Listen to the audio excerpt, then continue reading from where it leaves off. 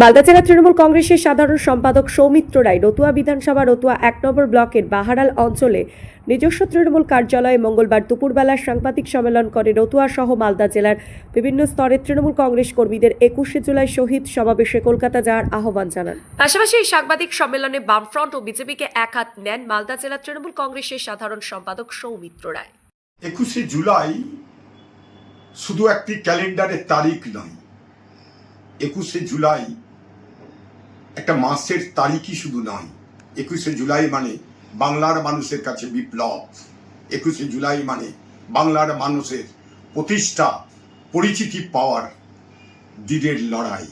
২১শে জুলাই মানে আগামী দিনে মানুষকে সাথে নিয়ে লড়াই করার অঙ্গীকারের দিন। আমার এখনো মনে পড়ে সালটা ১৯৯৩। আমি তখন ছাত্র পরিষদ করি।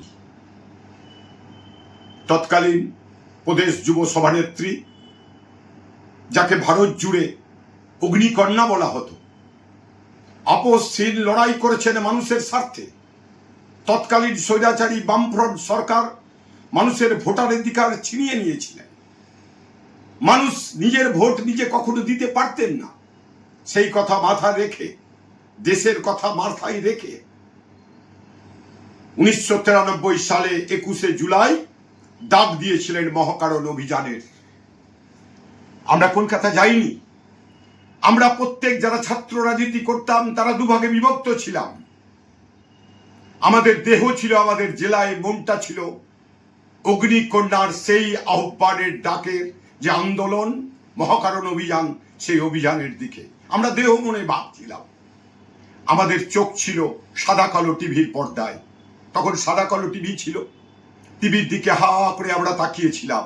সেদিন দেখেছিলাম বাংলা থেকে হাজার হাজার লক্ষ লক্ষ যুবক যুবতী মমতা বন্দ্যোপাধ্যায়ের ডাকে সাড়া দিয়ে সামিল হয়েছিলেন সেই লড়াইয়ে।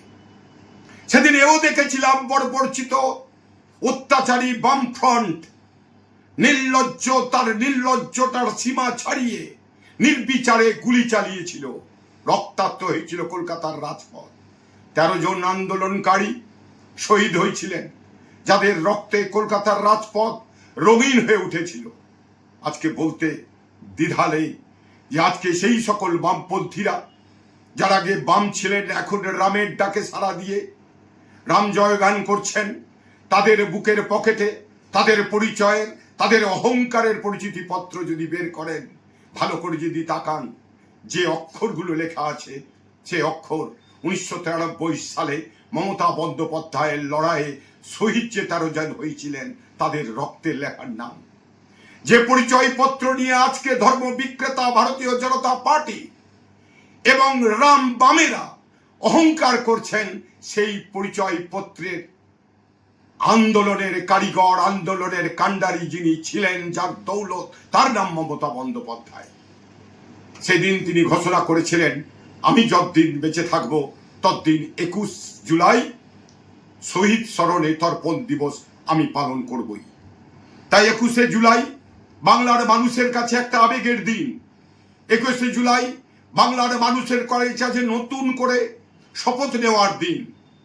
আমরা মালদা জেলা জুড়ে তৃণমূল কংগ্রেসের নেতৃত্ব, যুব তৃণমূল কংগ্রেসের নেতৃত্ব, ছাত্র নেতৃত্ব, মহিলা নেতৃত্ব থেকে শুরু করে সমস্ত শাখা সংগঠন জেলা জুড়ে যখন ২১শে জুলাই সফল করো তার প্রস্তুতি সভা করছেন।